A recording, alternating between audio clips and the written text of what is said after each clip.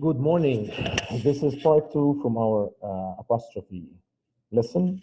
In the previous session, we talked about the main rule of using the apostrophe in possession. Let's just get back to revise that quickly. Number one, we discussed how to use the apostrophe S to show possession with singular nouns. We said you should add an apostrophe and an S. And we said if the name ends in an S, you have two cases, you have two choices. You can either add an apostrophe S or just add an apostrophe after the name.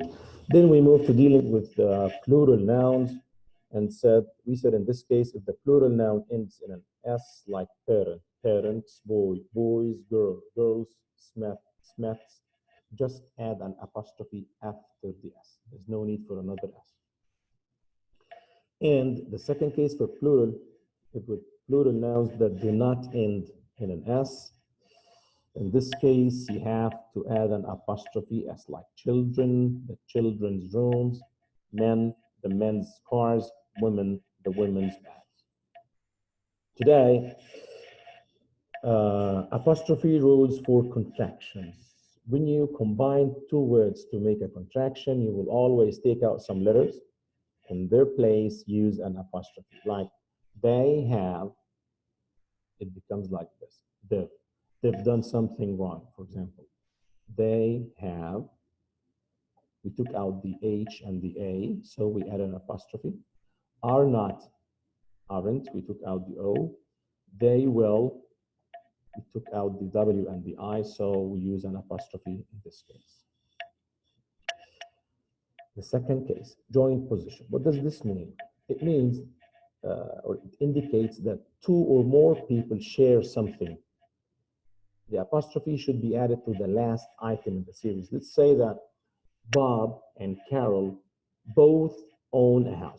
Both own a house. So in this case, it's both Bob and Carol's house. It's not Bob's house. It's not Carol's house. It belongs to both of them. So in this case, we add the apostrophe to the last item. Let's imagine that we have other people who share the house. Who own the house with them. Bob, Sam, Abdul Hamid, Assam, whoever, and Carol. So if they all together own the house, we will add the apostrophe S only to the last item in the series. Bob, Sam, Jack, and Carol's house. This means that those four people own the house. But what if we have two different people who own two different things? In this case, we add the apostrophe to both items to show individual position. Ted's and Alice's cars, each one of them owns a different car. Okay, this is a different case from this one. In the first case, Bob and Carol, both together, they own one house. So it's Bob and Carol's house. We added the S to the last member or the last item in the series. But here in this case, Ted has a car, Alice has a different car. So when we say that, we say Ted's and Alice's cars. We add apostrophe S to both of them to show that this is an individual position. Next case, compound nouns like governor general, brother-in-law, mother-in-law, whatever. For these hyphenated nouns, we show possession by adding apostrophe S to the end of the word. Okay, we show position by adding apostrophe S to the end of the compound noun. Next case, indefinite pronouns like someone, like each, like any, like no one, nobody.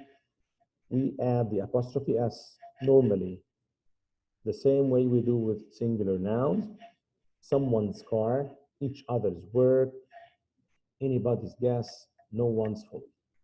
So indefinite pronouns use apostrophe S to show position in the same way as nouns. Someone's car, we added an apostrophe S. Each other's work, we also added an apostrophe S.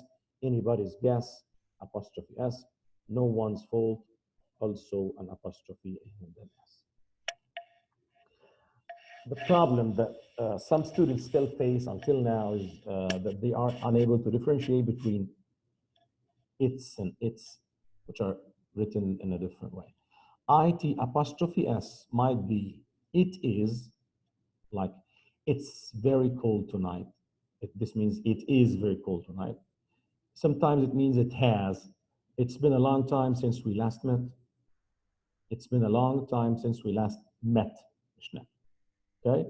So IT apostrophe S is a contraction. It consists of two words. It's either it is or it has. So this is not the possessive pronoun. But this one, ITS without an apostrophe, this is possessive. The cat licked its eyes. Its eyes. This means that these eyes belong to the cat. This is a possessive case. The dog, the lion, whatever, ate its prey. Okay? Sorry, this example is not written correctly. I think I can modify it easily here.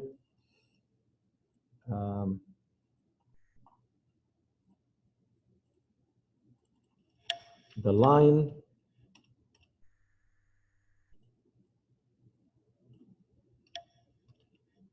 ate its prey. Okay? The lion ate its prey. Here, this prey belongs to the lion. So again, IT apostrophe S stands for it is or it has. It's originally two words that are added together. It's a contraction. So don't mix it up with its, which is IT, S without apostrophe. This is a possessive pronoun. So again, let's sum up what we said in the two lessons. From the beginning, we add an apostrophe S to singular nouns to show possession. If the name ends with an S, we add an apostrophe S, or we can just add an apostrophe after the S. Both are correct. For plural nouns ending with an S, we just add an apostrophe. For plural nouns that do not end in an S, we add an apostrophe S, like children.